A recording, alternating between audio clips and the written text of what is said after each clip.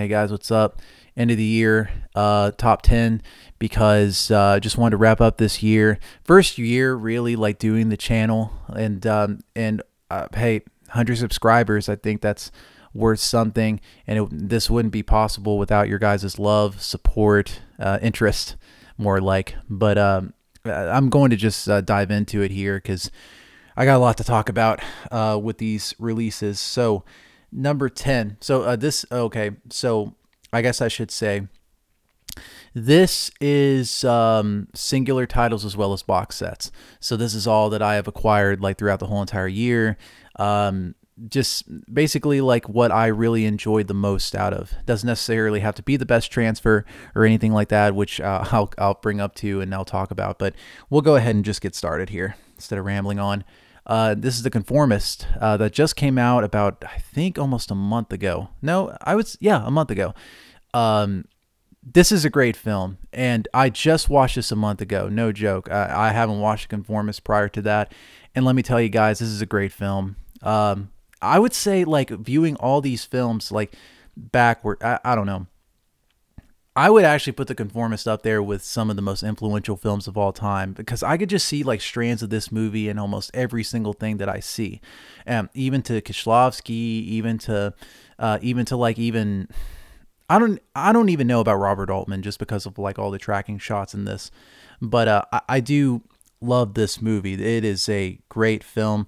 I didn't review this on the channel just because this got here very late, and I just thought, well, I might as well just include it in this video here. But The Conformist is essentially about this guy who really doesn't believe in anything, that's trying to social climb, and eventually just represses all of his desires, and what does come out he destroys, and just and it's much more than that. The cinematography by I'm trying to see his name right now, Vittorio Storaro, who did the cinematography for Apocalypse Now. Absolutely excellent, just beautiful, lush. Now that's for The Conformist itself, and there's maybe like a separate video I can do on it, whatever. But a lot of controversy with this release, because if you see here, there is, I'll open this up for you here so get a little action. One for the old 2020 11 release, I believe, and then here it is hidden, the new restoration that was done last year. So what is really the controversy? Well, we got another yellow graded job by La Bravata, I believe, out in Italy, or I think it is out in Italy. They made it. They're the same people that did the Le Cercle Rouge grading as well, and that's also equally as controversial. But again, and I think I said this before, it's all on subjective levels or whatever. For this restoration, I actually viewed both of the Blu Ray discs on here to really kind of compare, and due to the clarity that the new 4K offers, I would actually recommend that.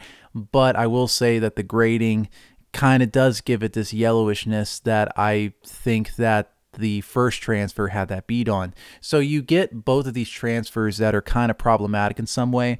But the reason why I listed this in my top 10 is just because this is just a great film, and I think it should be recognized.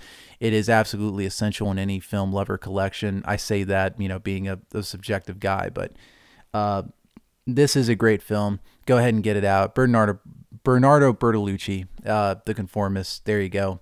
that's number 10. And I'm trying to think if I have any other thoughts on it besides that, but it's just a great movie, dude. And that's why I have it as number 10, because more people should know about it. So The Conformist, go ahead and get it. Number 9 is Le Cercle Rouge. Three colors instead of red. Well, one is red, blue, white, red. So I put this in number 9 just due to the fact that there is a lot of things that I have to say. Well, I already reviewed this back in, I think it was in July when I reviewed this all together. And my initial review still remains in that, like, I do find this transfer also to kind of be, like, the clarity is great, but the color grading is just not what I perceive it to be. Even though that, yes, they can say like, oh, you know, this references like the original theatrical, the stills or whatever. You know, it all really depends. So like I said in the previous review, some people like preferred like the Miramax versions, you know, over the original Blu-ray. I like the 2008 or 2000, whenever it originally came out on Criterion. I like those color grades a lot better than the new ones. But I think that to have all of this, just as the same as The Conformist. Great films, I think, even though that, like, you know, my reservations on white and red kind of stand. But Blue, I think, is an all-time great film and one of Kieślowski's greatest works. And this should be you should just take a look into this if you have never seen these films. They're kind of in the vein of The Conformist in a way. I'm sort of tracking that. But it includes all of the original special features, including like the old color grade from the Blu-rays and then the new grade from the 4K. So a 4K release that as great as Kieślowski, it's a shame that we never got more films from him because he's absolutely excellent. Number 9. Number 8 is Big Time Gambling Boss, the first release in Radiance's filmography. I think this is a special release, not just because it's Radiance's first title, but just because Big Time Gambling Boss is a very moving story about just how troubling the Mafia is, just how disruptive of a force it is upon your professional and personal life. It could take everything away from you. Very simply told story. Very beautiful visual essays by Mark Schilling. Still a great release. I don't think that the limited edition version is there. The transfer is serviceable, but I just really do have... I really do like this film a lot, and it should get a lot more attention than it normally does. But that's my personal favorite 8th release here is Big Time Gambling Boss. Number 7 is going to be the Maltese Falcon, and this was released back in April. I don't know if I reviewed it or not, but I love Maltese Falcon because not only is the transfer just absolutely excellent, I love this transfer. It's so nice. This is like Humphrey Bogart at really his peak, in my opinion. Now, you can arguably say like Casablanca, Treasure of Sierra Madre, like all of these great other films that he did, but I always have a soft spot in my heart for Maltese Falcon. It's just that great. Again, the transfer and the audio is just like phenomenal on this. It's just more 4Ks of black and white, 1940s, 1950s, 1930s, just anything that they can give out. Like, I know Criterion's doing like Roaring 20s or whatever, and that stuff's good too. And just more of this in my veins, please. It's just this very nice package. The audio commentary is all right in this by Eric Lax, and there's a bunch of other special features that's also included on the Blu-ray. But most of all, it really is just like the video and the audio that's just absolutely excellent in this. So go ahead and check out Maltese Falcon. Very cheap on Warner Brothers 100th anniversary, whatever. You know, just go ahead and get it. You won't regret it. The 6th release, well, 6th, whatever, the 6th ranking here is Cosa Nostra, the 3 Mafia Tales by Damiano Damiani. Getting this was pretty much going to be like the crown jewel of like the whole Radiance experiment that I had on the channel that approximately lasted, I think, about half the year until I just like kind of tapped out because some of the movies I just really didn't care much for. But Cosa Nostra is not one of them. The Day of the Owl, and especially The Case is Closed, is absolutely excellent. How to Kill a Judge, I'm still, I don't know about. But this whole entire set, I think, is what I really loved about Radiance, is that they give this type of film, this type of director, this type of shine that it needs, man. Like, The Case is Closed, Forget It is one of those that I just like, man, that is such a really good prison drama sort of film. And I love the ending as well. It's just, it's probably my favorite film that Radiance has came out with. And also this limited edition set does come with this, this booklet, the special features that they interview Franco Nero on.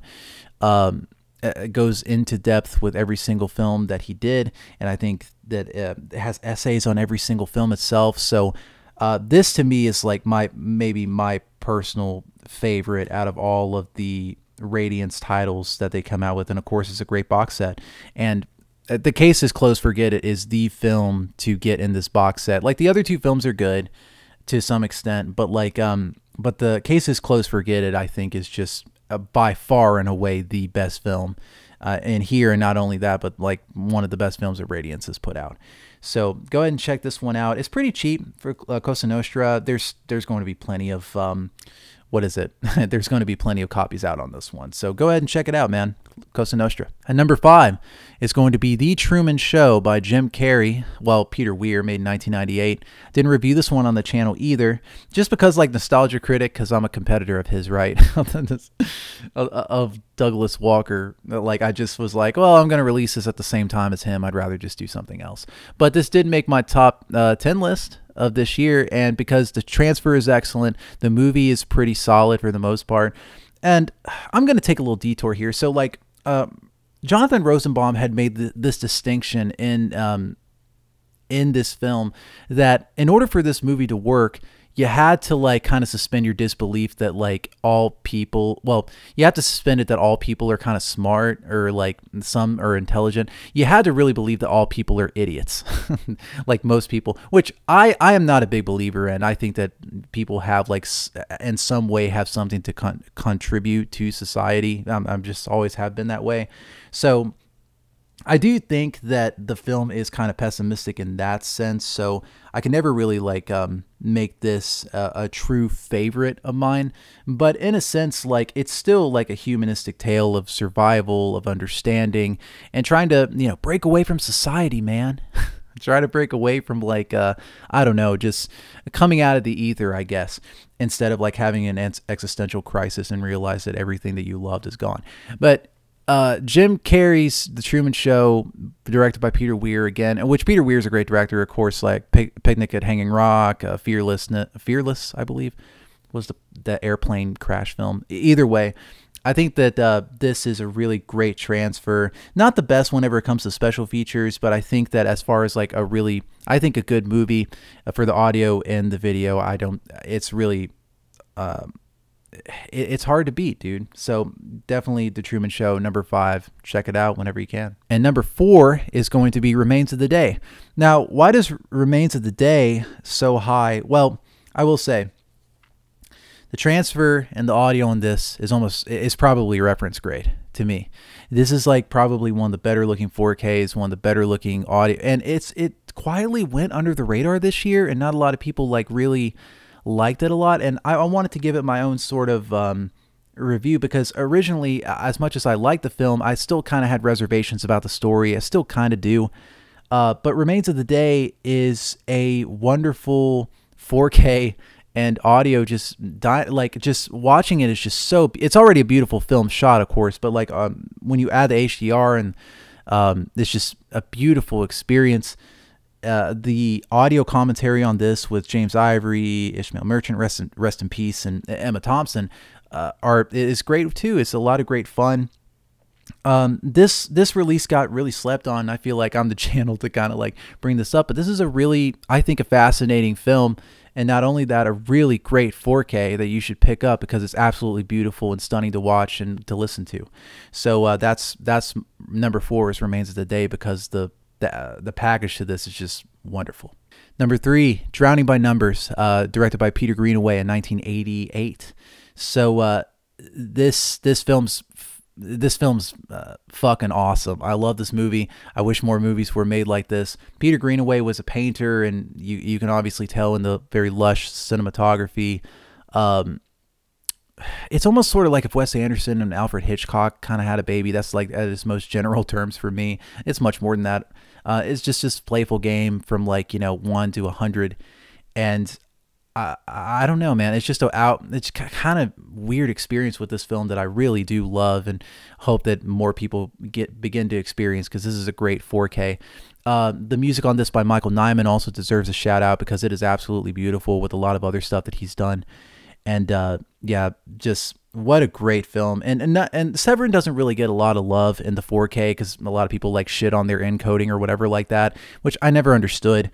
This is just a really great film, and one that should be watched, because it's just, I think, is a beautiful film experience. It's just wonderful. So Drowning by Numbers, Peter Greenaway, check it out. And number 2, Mean Streets. I gotcha. I did not get the second sight version, because this was given to me as a Christmas gift. So bye-bye, like, expensive second sight version, I guess. Even though that Mean Streets is my favorite Martin Scorsese film, I can't really, like, go for, like, the second sight release anymore. Sorry, guys, because I got this instead. Didn't mean to. Got it as a Christmas gift, but of course I watched it, and don't believe the reviews of the yellow grating or whatever. This isn't sort of like, you know, like Le Cercle Rouge or like The Conformist or anything like that. This was done by Martin Scorsese and Thelma Shoemaker. This is a wonderful 4K. It sounds great on one of the best films of the 1970s. It's prime Harvey Keitel and Robert De Niro. I mean, well, maybe not prime Robert De Niro, but they're great in this thing, man. They're fucking awesome. And I guess like a little mini review of like Mean Streets, because I didn't, of course, get to review this on the main channel because of time constraints, whatever. Mean Streets is great because it's such an antithesis to it's so completely different from like the Superman, like mob movies, like Goodfellas, like this other stuff, like The Untouchables or whatever. These are just kids. These are just sort of like ne'er-do-wells that the best thing that they can aspire to in life is just to be like, you know, your uncle's like favorite nephew, and then you own your own restaurant. Right. And then that's all you can aspire to, is just to entertain, to whatever. And that's what Harvey Keitel's character is about, of course. And it's just like a wonderful film. It's sensual. It's the soundtrack I absolutely love in it, that brings this sort of thing about. And in reality, the film is about sort of foregoing what you love and to do something to try to compromise.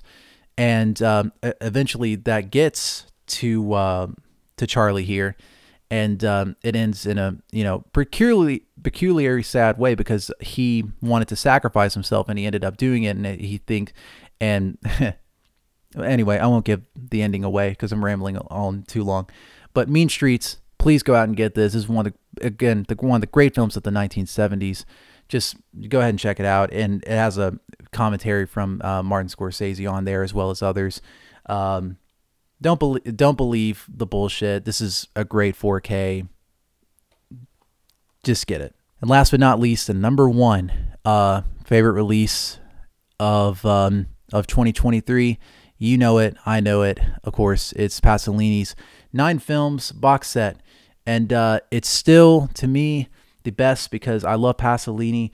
Everything in this, the special features, the timelessness of his films, it's quite a sight to behold. The only thing that I would remiss to say, and I'm not going to just ignore it, it is the binding on this that is just absolute, just, you know, dog shit. Like, you can't even like get this out. It just not a pleasant experience. But besides that, it is a wonderful box set. I would highly recommend it whenever you guys get money, or, you know, go on Criterion and just, you know, watch all the movies instead. But I love this box set. It's almost like a dream come true whenever this came out. One of the best things about a collector is that you can buy whatever the fuck you want, and that's what I did. So anyway, Pasolini 101, my personal favorite, and that is it. A 20-minute video about close to 20-minute video about my favorite releases of 2023. So the state of the channel, right? I guess we can talk about that since we're already at the end. Is right now I'm trying to get everything together to make more edited content, because my hard drive went down, so that's not very fun. Trying to get everything together to sort of make more edited content, because that's really all I'm going to be in the mood for, just because there's not a whole lot of releases that I'm very interested in this winter. So like there's going to be a lot more of that coming out rather than like the actual like Blu Ray releases. But hopefully you guys will still be able to enjoy the content. I hope you guys do. So I'm looking forward to a better 2024, more expansive 2024, an exciting 2024. So stick around. We'll have fun. Like, subscribe, whatever you want to do. I appreciate you guys greatly. Thank you.